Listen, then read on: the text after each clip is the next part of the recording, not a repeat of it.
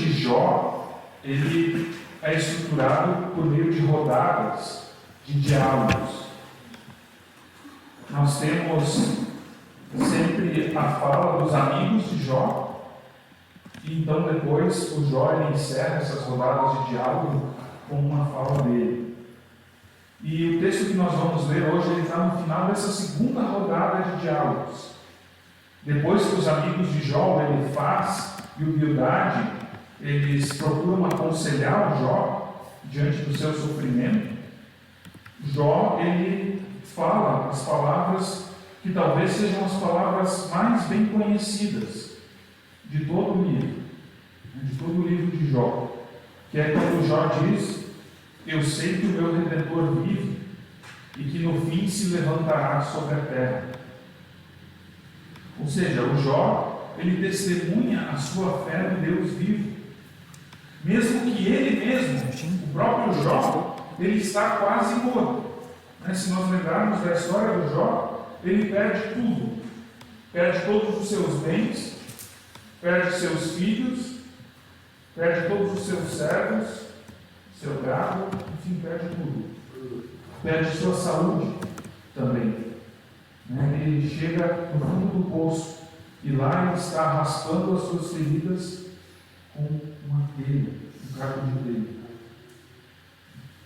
Como que a gente faz para aconselhar alguém que está na situação de Jó? O que você faria se você tivesse que falar com uma pessoa que está assim? Uma pessoa que não fez nada de errado aparentemente, mas que está sofrendo um monte, um sofrimento indescritível. Que esperança você poderia dar para alguém nessa situação? Você já foi confrontado alguma vez com uma situação assim? Essa é a situação dos amigos de Jó. E se a gente olha para o que os amigos de Jó estão fazendo, na verdade, não é nada diferente do que nós também faríamos. Buscar explicações. Buscar explicações do porquê que isso está acontecendo. Explicações que talvez possam consolar, ou que talvez possam justificar o porquê. Isso está acontecendo por causa disso. Mas se a gente pensar bem, de que adianta? De que adianta você explicar o sofrimento? De que adianta você explicar a dor de alguém? Se Jó fosse culpado da sua situação, se Jó tivesse cometido um pecado grave, e como consequência desse pecado, ele estivesse sofrendo, que diferença ia fazer dizer para ele: ó Jó, você está passando isso porque você mereceu? O que isso ia ajudar? Jó, por acaso, ia ficar consolado com uma palavra assim? Claro que não. Muitas vezes não existem explicações para o sofrimento das pessoas. E essa é a situação de Jó. Se você tem a sua Bíblia, abra no capítulo 19 de Jó. Jó 19, do 23 até o 27. Jó 19, 23 até o 27.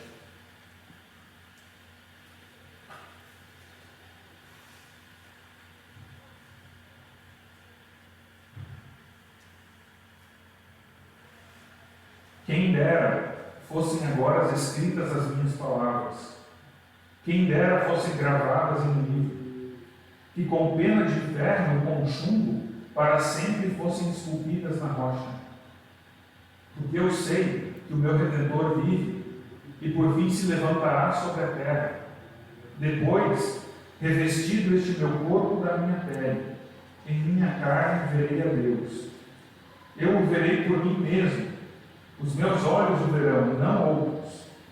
De saudade, o meu coração desfalece dentro de mim. Até aqui. O livro de Jó nos faz pensar. ele nos faz pensar bastante.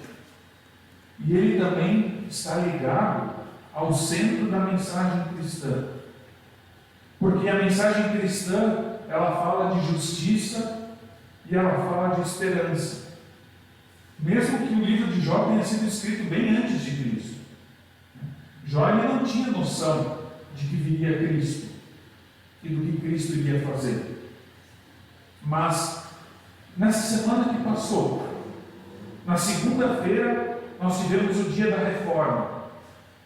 E o tema central da reforma luterana é a justiça de Deus. E esse texto e o livro de Jó, eles falam da justiça de Deus. É a pergunta do Jó: cadê a justiça de Deus? Se eu sou justo e estou aqui sofrendo. Essa semana, nós também tivemos na quarta-feira o dia de finados. No dia de finados, nós lembramos da esperança cristã, da esperança de ressurreição, da esperança de vida eterna. E por isso esse texto ele é tão especial no dia de hoje, nessa semana, de modo geral. Se nós olhamos para os amigos de Jó, eles têm uma forma de compreender a situação bem tradicional. Para os amigos de Jó, o sofrimento do Jó, tudo aquilo de ruim que está acontecendo na vida de Jó, deve ser resultado do seu pecado. É a única explicação. No capítulo 15, o Elifaz vai dizer isso para o Jó. E o Bildade depois vai dizer: olha, uma pessoa justa jamais sofreria o que tu está sofrendo. Então, deve ter algum pecado, deve ter alguma coisa que tu não está confessando. E essa é a explicação de toda essa miséria pela qual você está passando. Os amigos de Jó, eles representam aquilo que era o entendimento comum daquela época, né? Que o injusto, o pecador, sofre e o justo não sofre. Isso está em grande parte do Antigo Testamento. Essa mesma mentalidade, porém, ela também aparece no Novo Testamento, entre os discípulos de Jesus. Em João 9, nós temos a história do cego de nascença. Um homem que nasceu cego. E os discípulos perguntam para Jesus: Senhor, quem pecou para ele nascer cego? Foi ele ou foram os pais dele? Percebe? É a mesma compreensão dos amigos de Jó. Como se a cegueira fosse necessariamente consequência de pecado. Essa é a lei da retribuição. Essa é a lei do olho por olho, dente por dente. Aqui se faz, aqui se paga. E é exatamente o contrário do que o livro de Jó nos apresenta, o contrário da teologia do livro de Jó. Mas nós não podemos nos enganar também nos nossos dias. Muitas vezes pensamos assim: se algo de ruim acontece para mim ou para você, eu imagino que você logo vai se perguntar: o que eu fiz para merecer isso? O que eu fiz para merecer isso? Ou se outra pessoa está passando por um sofrimento também, a gente já logo pensa: ela deve ter feito alguma coisa, isso é castigo. Percebe? Ou talvez a pessoa está sofrendo isso porque ela não tem fé o suficiente. Porque se ela tivesse fé o suficiente, ela seria curada. Se ela tivesse fé o suficiente, isso não aconteceria com ela. E daí a gente está indo bem por outro caminho do que o livro de Jó nos ensina, do que o próprio Senhor Jesus ensina lá em João 9. A sabedoria do livro de Jó, ela é uma crítica a essa sabedoria tradicional. Porque nem sempre a sabedoria tradicional funciona. O justo, ele pode sim sofrer.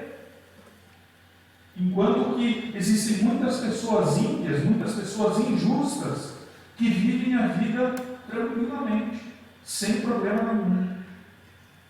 Então, o livro de Jó, ele nos faz nos perguntar, em meio ao sofrimento, pelo consolo e também pela justiça.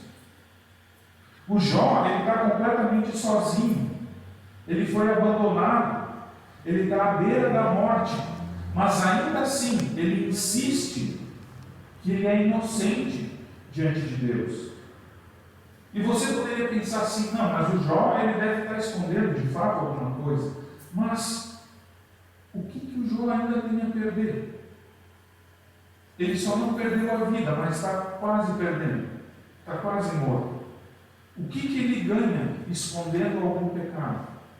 Não tem motivo. Ele já perdeu todos os seus bens, toda a sua família. Ele não tem mais nada.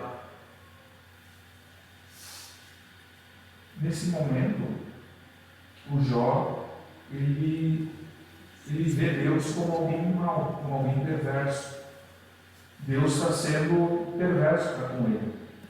Mais tarde a visão de Jó a respeito de Deus vai mudar.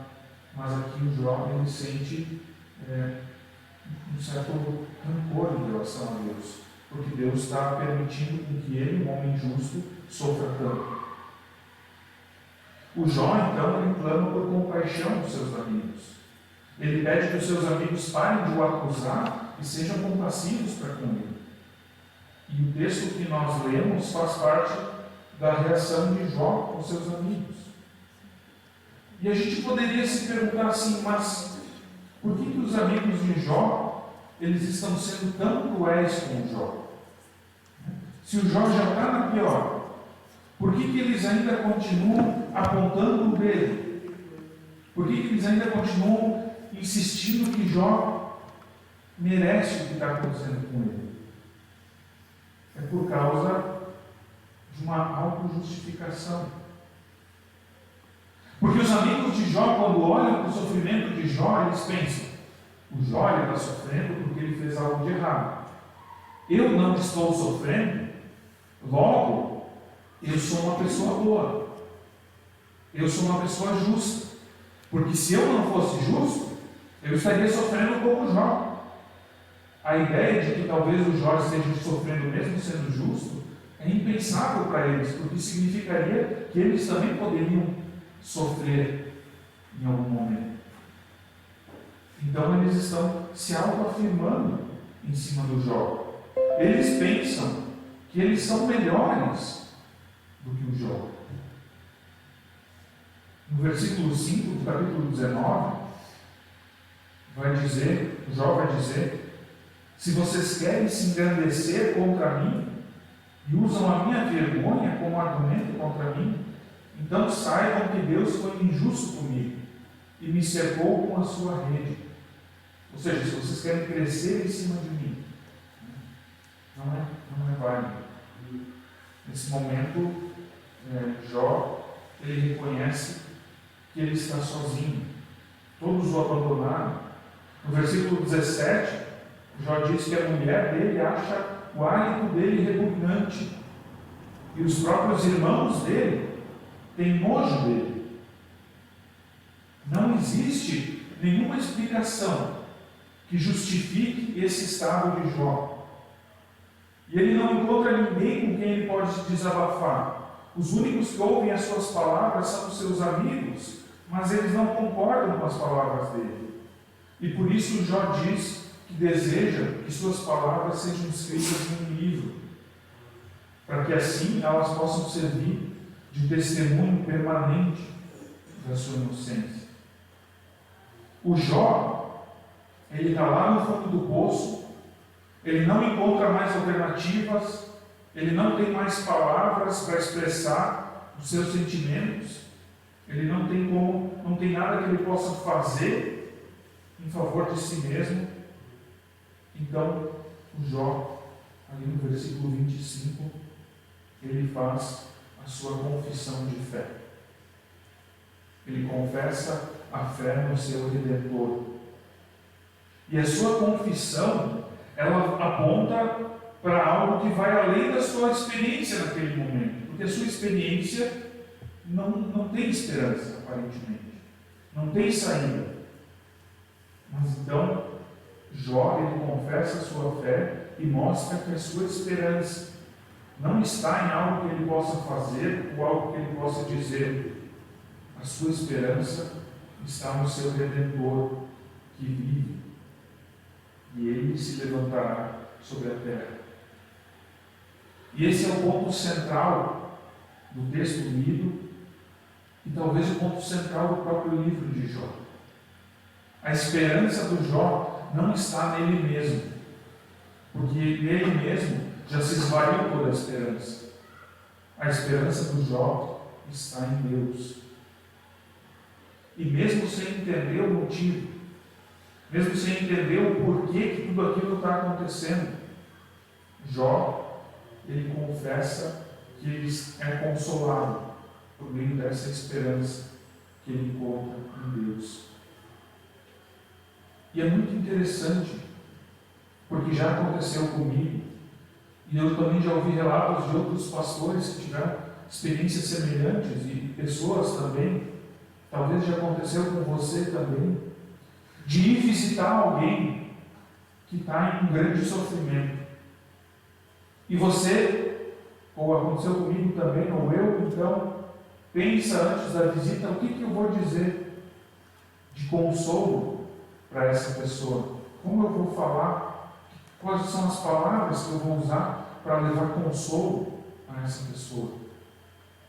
E então eu chego na visita, e quando eu saio da visita, eu reconheço que eu não consolei, mas eu fui consolado.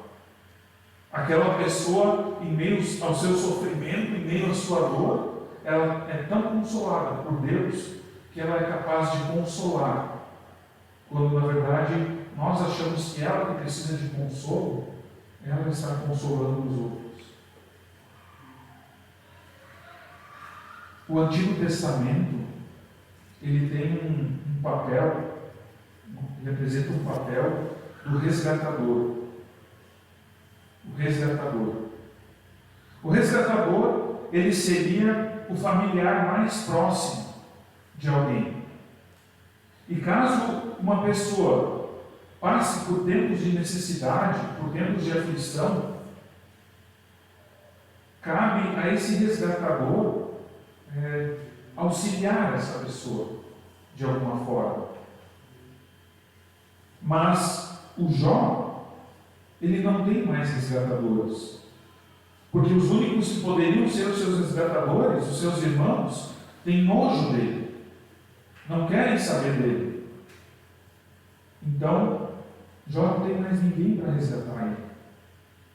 O seu familiar mais próximo é o próprio Deus.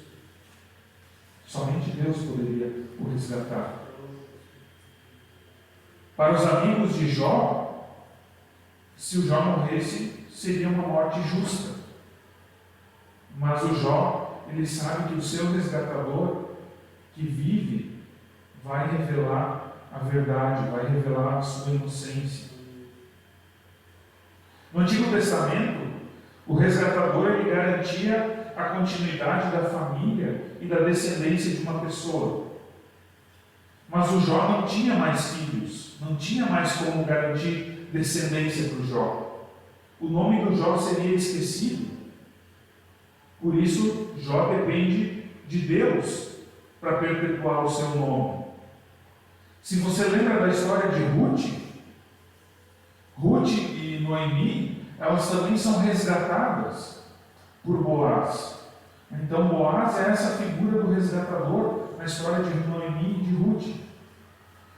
E no Antigo Testamento, essa figura é muito presente. Mas no Novo Testamento, Cristo é o nosso resgatador. Uma das funções do resgatador é de comprar a liberdade de um parente que havia sido vendido à escravidão. Ou seja, se você fosse vendido como escravo, o seu resgatador, o seu parente mais próximo, seria obrigado pela lei a te comprar como escravo e te dar carga de alforria, sendo assim o teu resgatador. E se a gente lembra do êxodo lá do Egito, foi isso que Deus fez pelo povo. Deus é o resgatador do povo. Deus resgatou o povo da escravidão do Egito e deu liberdade para ele. E por isso, no Antigo Testamento, Deus sempre é visto como um resgatador. E para Jó não é diferente. Jó, ele não tem mais seus descendentes, a sua esposa o acha repugnante, os seus irmãos têm nojo dele, mas não são essas palavras, não são essas pessoas que têm a palavra final sobre Jó. Deus é o resgatador de Jó. Deus tem a palavra final sobre a vida de Jó. O livro de Jó ele não fala explicitamente sobre ressurreição. O livro de Jó ele também não fala explicitamente sobre o encontro com Cristo. Tudo isso só vai vir no Novo Testamento. Jó não tinha essa perspectiva. Mas os primeiros cristãos, já no primeiro século da era cristã, eles interpretaram esse texto de Jó à luz de Cristo. Eles viam Jesus Cristo como verdadeiro resgatador. E nós, como cristãos, não podemos deixar de interpretar essa passagem. Não podemos deixar de ler esse texto à luz de Cristo. Porque por meio de Cristo, Deus ele providenciou todas as coisas que a gente precisava para a nossa salvação. Por meio de Cristo, nós recebemos justiça de Deus. Então a justiça é sanada. Por meio de Cristo, nós temos esperança, não nesse mundo, não nessa vida, mas na eternidade. Para a fé cristã, não existe nada que possa ser feito por nós mesmos para que sejamos justificados. Mesmo que a nossa vida seja cheia de boas obras, somente Cristo, o justo, o inocente, que foi crucificado, somente o Cristo que levou a condenação que nós merecíamos, somente Ele pode nos justificar. Somente Ele nos dá pela fé a justiça de Deus. E somente por meio dele nós temos consolo e esperança frente ao sofrimento e frente à morte. Não existe outra esperança. Esse resgatador inocente, ele experimenta o sofrimento na cruz. Ele conhece o sofrimento. Cristo conhece o nosso sofrimento. Ele não conhece só o sofrimento daquele que sofre por merecer o castigo, mas ele conhece o sofrimento também daquele que não merece, mas ainda assim sofre. Em Jesus, o próprio sofrimento está pregado na cruz. Mas ali, em Cristo, também existe esperança de ressurreição. Então, para além daquela sabedoria tradicional, da retribuição, do mérito, a salvação que nós recebemos de presente da parte de Deus, ela é pela graça, mediante a fé. Ela vale, não importa as minhas obras, ela vale apesar de qualquer coisa que eu possa produzir. E mesmo que os amigos de Jó não encontrassem pecado nenhum nele, ainda assim, o resgatador de Jó é aquele que vive e por fim se levantará sobre a terra.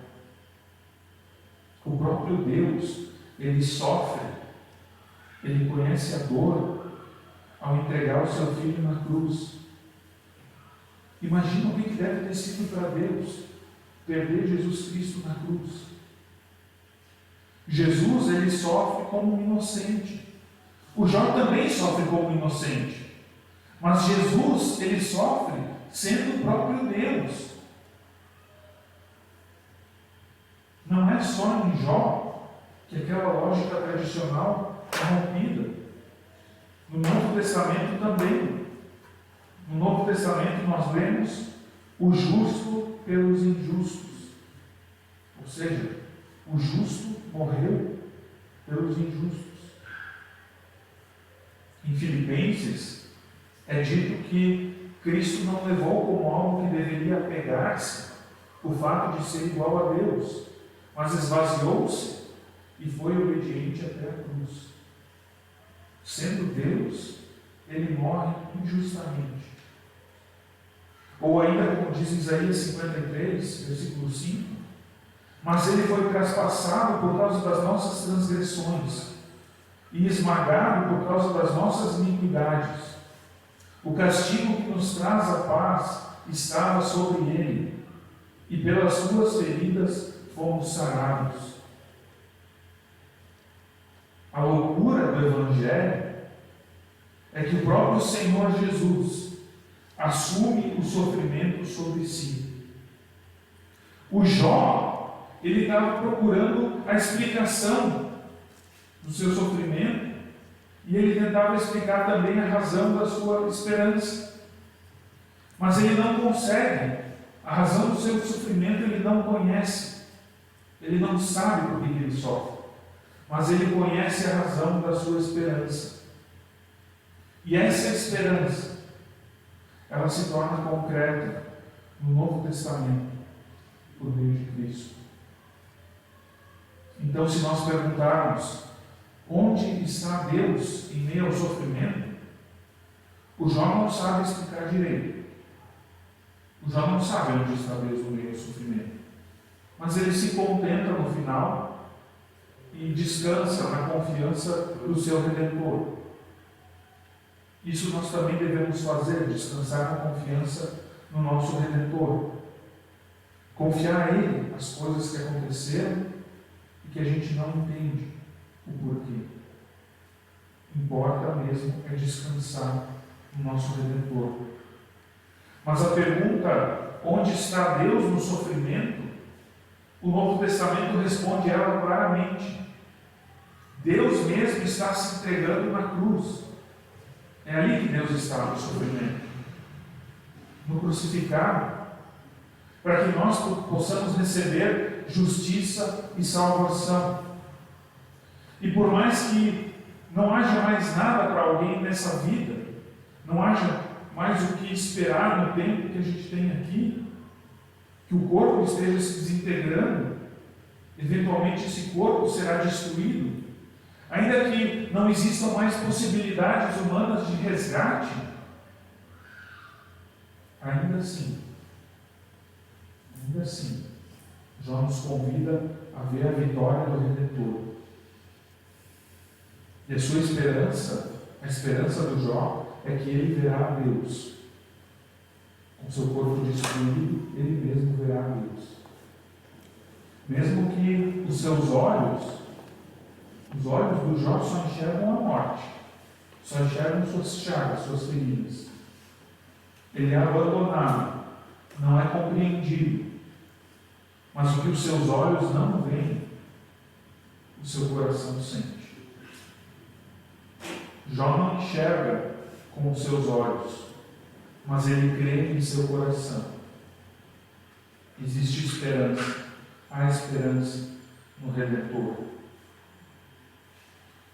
Ou como diz Paulo, se a nossa esperança é apenas para essa vida, somos os mais infelizes dos homens. Graças a Deus que em Cristo a nossa esperança vai bem além dessa vida. Abaixa a tua cabeça. Eterno Deus, obrigado por essa palavra. Obrigado, Senhor, que Tu és o Deus que nos consola. Ó Senhor, Tu revela a Tua justiça a nós. E a Tua justiça se revela no crucificado, no Cristo. Ó Pai, que a gente possa confiar na Tua justiça, mesmo quando nós passamos por sofrimento e não compreendemos as razões, não compreendemos o motivo da nossa dor e do nosso sofrimento. Dá, Senhor, com que a gente também possa confiar na esperança que Tu nos revelas. Ó Senhor, esperança que, além das nossas dores, além das nossas doenças, além da morte, é uma esperança eterna, uma esperança viva, que o nosso Redentor está vivo, porque Ele ressuscitou, e Ele nos dá perdão de pecados e salvação eterna. Ajuda-nos, Senhor, a confiar nisso. Em nome de Jesus. Amém.